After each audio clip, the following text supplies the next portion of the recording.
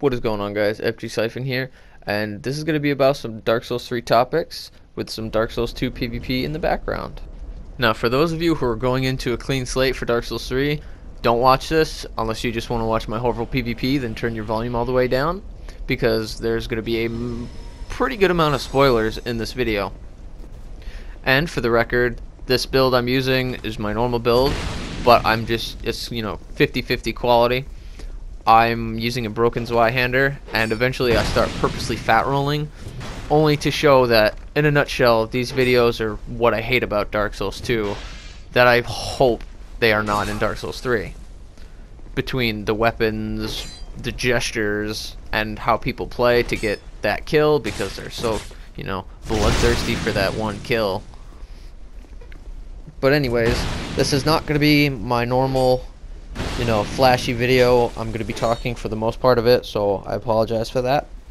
But please let me know what you think at the end of the video, whether you want to give me a comment, whether you liked it or hate it.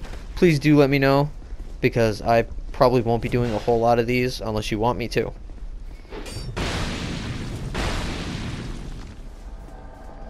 The very first thing I will be mentioning is they are bringing back the Red Eye Orb. Now, this was an item back in Dark Souls 1 that would allow you to invade infinitely, and they got rid of it in Dark Souls 2. Why?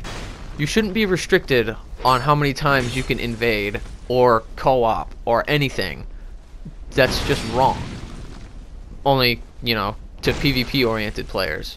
For PvE oriented players, they're going to want to focus on not disconnecting, because they are bringing back another item, much like the Bone of Order in Dark Souls 2. You disconnect too many times, you have to use that item. That item's gone. You better hope you don't get that message saying you are unable to connect to anybody else, because that's going to be a main part. Also, another main part, they're bringing something back from Demon Souls. This is called focus points. This is essentially your mana, and much like the Estus Flask, there is an Ash Estus Flask that increases your mana instead of your health. And this is going to be a major turnover for casters and their playstyles.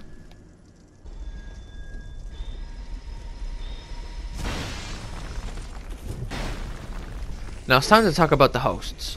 The hosts in any game can be referred to as the link between multiplayer, because once he dies, everybody else gets sent back to their world.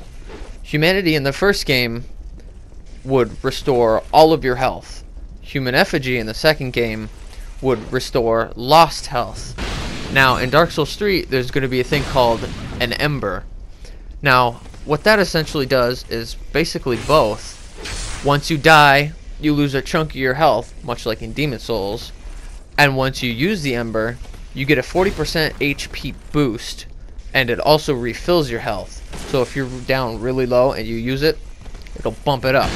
So that's very interesting. It's also kind of like in Bloodborne, how the hosts have a health advantage, which I'm not so sure if I like yet.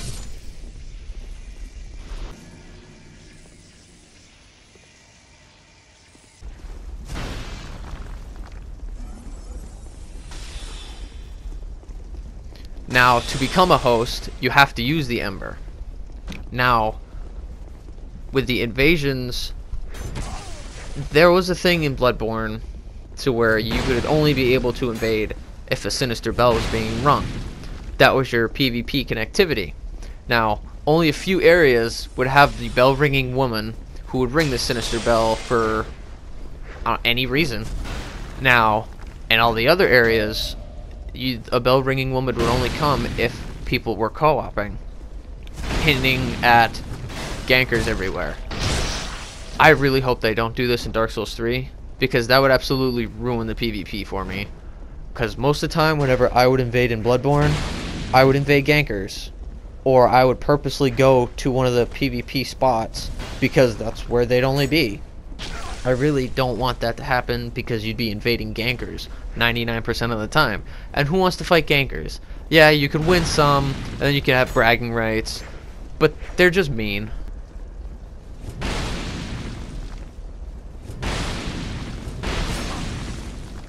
Speaking of Bloodborne, let's talk about the PvP speed. In Bloodborne, they had transforming weapons to keep up with the fast-paced gameplay that was being shown. Now, for Dark Souls 1, it's more of that kind of speed for people who have played it. They're rolling their attacks, but they also now have casting speed for dexterity again, much like in Dark Souls 1, and even the spells themselves were very, very fast, other than the self buffs, but that's just a cool, interesting thing. As I've stated before, please let me know if you guys like this. If you didn't, because I might do more, I might not. Who knows?